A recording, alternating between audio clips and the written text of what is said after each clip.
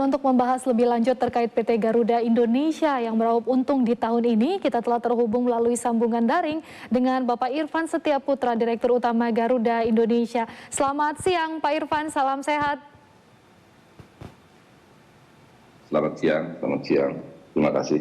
Ya, baik Pak Irfan, PT Garuda Indonesia Persero Tbk berhasil mencatatkan laba bersih 3,76 miliar US dollar atau setara 57,4 triliun rupiah pada semester 1 2022. Bisa dijelaskan Pak, karena sebagai pembanding PT Garuda Perseroan mencatat rugi bersih 898,65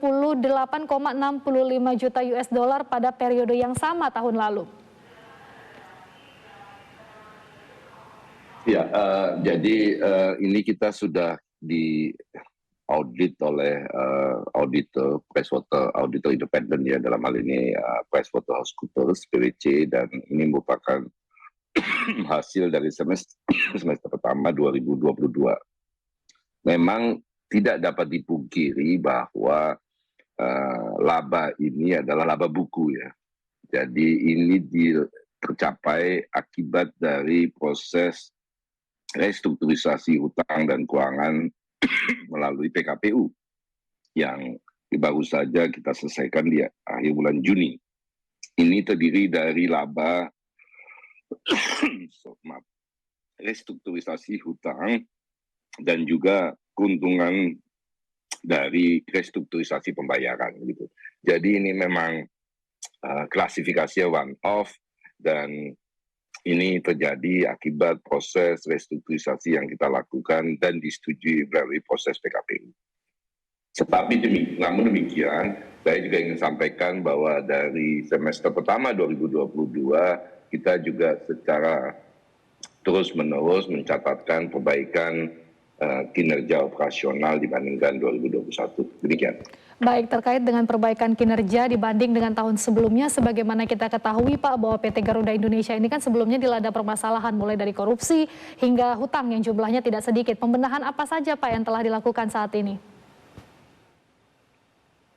Ya, terkait dengan hutang seperti diketahui kita selesaikan lewat proses PKPU dan seluruh kreditur 97% lebih menyetujui proposal perdamaian kita.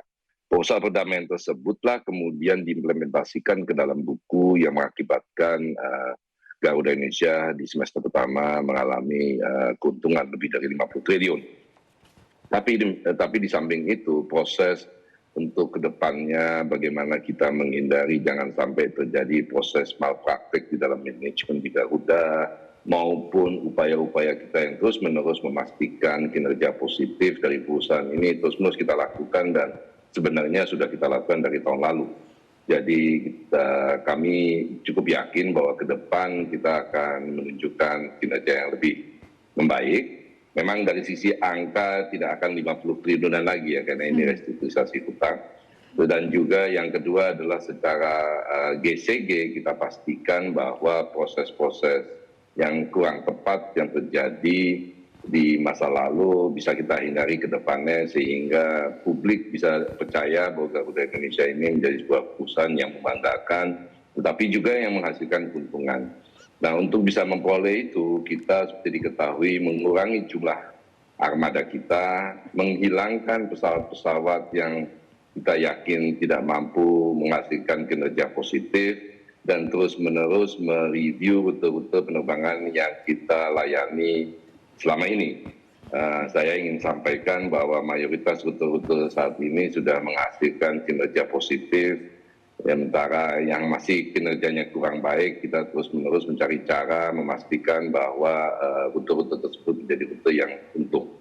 Karena dasar daripada sebuah maskapai itu adalah ketika dia terbang menuju satu tempat, itu menguntungkan. Bukan penerbangan yang penuh, bukan terbang kemana-mana, tetapi setiap kali terbang dia menguntungkan, karena pesawat itu sudah terbang, dia membutuhkan ongkos yang sangat mahal, dan harus dipastikan bahwa pendapatan dari penerbangan tersebut menguntungkan. Seperti pendapatan dari penumpang maupun dari kargo. Tentu saja kita ada pendapatan lainnya yang kita sebut dengan ancillary revenue, tetapi itu mayoritas kita tetap akan fokus ke penumpang dan kargo. Baik, Pak Irfan, lalu bagaimana dengan permasalahan penyewa pesawat, Pak, yang menyebabkan tentunya biaya sewa ini sendiri alias aircraft rental cost perusahaan itu mencapai 24,7%, Pak, dibanding dengan pendapatan perusahaan sendiri. Nah, angka ini 4 kali lipat lebih tinggi dibanding dengan maskapai lainnya, Pak Irfan. Ya, jadi angka itu mohon difahami, tepatnya itu adalah harga sewa against pendapatan. Jadi sewa kita memang mahal, pendapatan kita sebenarnya mestinya nggak ada masalah kalau kita bisa menghasilkan pendapatan yang jauh di atas kata-kata maskapai lain. Sayangnya kita tidak mampu melakukan itu. Proses PKPU yang sudah kita lewati dan mendapat dukungan dari kreditur itu termasuk juga dukungan dari para lessor yang menyewakan pesawat kita. Dan selain kita melakukan haircut terhadap tagihan dan utang kita, di dalam proses PKPU itu kita juga melakukan negosiasi sewa ke depannya. Ya, jadi kita alhamdulillah berhasil memangkas harga sewa kita di kisaran lebih dari 50% secara rata-rata. Ada pesawat-pesawat yang kita berhasil memangkas harga sewanya sampai 70% lebih. Ada beberapa 30%-an. Nah, dengan kondisi seperti ini, di mana harga sewa pesawat Garuda ini sudah setara dengan harga pasar, kita punya optimisme bahwa dengan harga yang kita bayar itu kita mampu menghasilkan keuntungan-keuntungan di masa mendatang. Jadi proses PKPU itu bukan hanya semata-mata melakukan negosiasi hutang, tetapi juga melakukan negosiasi sewa pesawat ke depannya. Oke, lalu terakhir Pak Irfan, apa yang terus dilakukan PT Garuda Indonesia tentunya untuk terus tumbuh sebagai maskapai nasional yang terus dipercaya oleh konsumen? Ya, seperti tadi saya sampaikan, kita tentu saja hanya akan menebakkan rute-rute yang menghasilkan kinerja positif. Jadi sudah lewat masanya di mana maskapai kebanggaan nasional itu adalah maskapai yang terbang kemana-mana dan punya pesawat sebanyak-banyaknya. Maskapai yang menjadi maskapai kebanggaan publik adalah maskapai yang menghasilkan keuntungan dan melakukan proses manajemen dengan transparan dan sesuai dengan GCG. Untuk itu kita tentu saja akan terus melakukan review terhadap semua rute kita, tetapi juga ingin memastikan bahwa penumpang yang naik Garuda itu adalah orang-orang yang bukan hanya terbang dari satu tempat ke tempat lain, tetapi juga mendapatkan respect dari kami di Garuda, memperoleh layanannya sebaik-baiknya, sehingga dari waktu ke waktu yang bersangkutan akan tetap terbang dengan Garuda. Demikian. Baik, terima kasih Pak Irfan Setiaputra, Direktur Utama Garuda Indonesia atas informasinya dan telah berbagi waktu juga bersama kami di Klik Indonesia Siang. Pak, selamat siang, salam sehat dan sukses selalu Pak Irfan. Selamat siang, Assalamualaikum warahmatullahi wabarakatuh. Waalaikumsalam warahmatullahi wabarakatuh.